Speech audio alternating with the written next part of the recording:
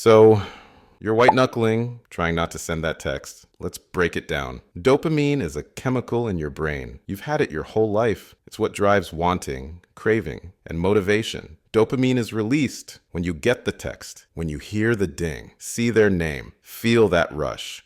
That moment gives you the reward. But the problem is your brain remembers the high and starts craving the next hit. That's what keeps you stuck, waiting, checking, hoping. That's why texting someone you're into can feel so intense. Every time you check your phone, your brain tosses you a tiny dopamine treat. Your brain is just chasing a hit.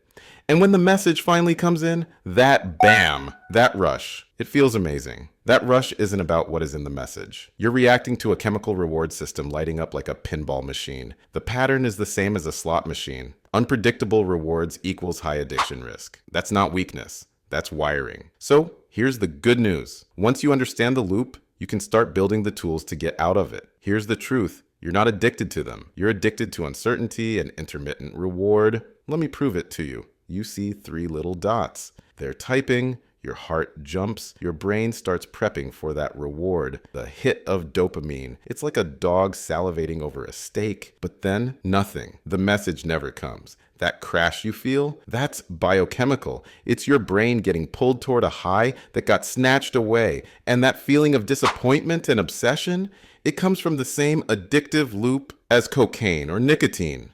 Seriously, your brain remembers the almost reward and gets locked into craving it again. That's why those 3 dots feel so intense, and why silence afterward feels like rejection times 10. That urge to text again, that's your brain craving another hit of dopamine. You're dealing with a 1-2 punch, emotional attachment, and a chemical addiction. You care about this person, and your brain wants the drug-like high. But the more you chase, the more you look like a needy, anxious loser. And that doesn't get you the reply. It kills the vibe. Self-control doesn't just help you feel better. It is attractive. Ask yourself, would I find this attractive if the roles were reversed? Now here's what actually works. Not to trick someone into wanting you, but to become someone who doesn't need to chase. Text a dead number. Say everything you want. Don't hit send. Think of it like a nicotine patch. Move your body. Go walk. Do jumping jacks. Put your hands in cold water. It shocks the obsession out of your nervous system. Interrupt the loop. Set a 10-minute timer. During that time, do anything else. Sort a drawer, wash a dish, call a friend. After 10 minutes, most of the emotional surge will shrink. See the win. The goal isn't to get a text back, it's to stop giving your power away. Want a real tactic? Don't text. Don't watch their stories. Don't check their feed. Why? Because emotional self-control looks like confidence,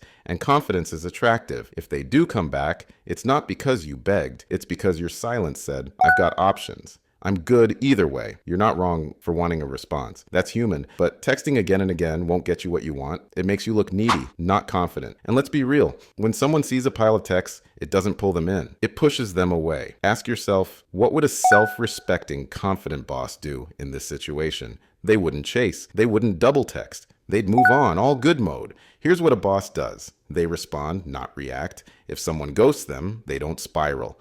They get back to their schedule. They stay visible, not thirsty. They post that project, hit the gym, show up sharp. They don't retreat, but they don't chase. They stay in control. One unanswered message? Fine. But no follow-up, hey, just checking texts. That's not power. That's pathetic. They pivot their energy. Instead of rereading old texts, they're making plans, making moves, living life. Confidence doesn't mean never caring. It means knowing where not to spend your time.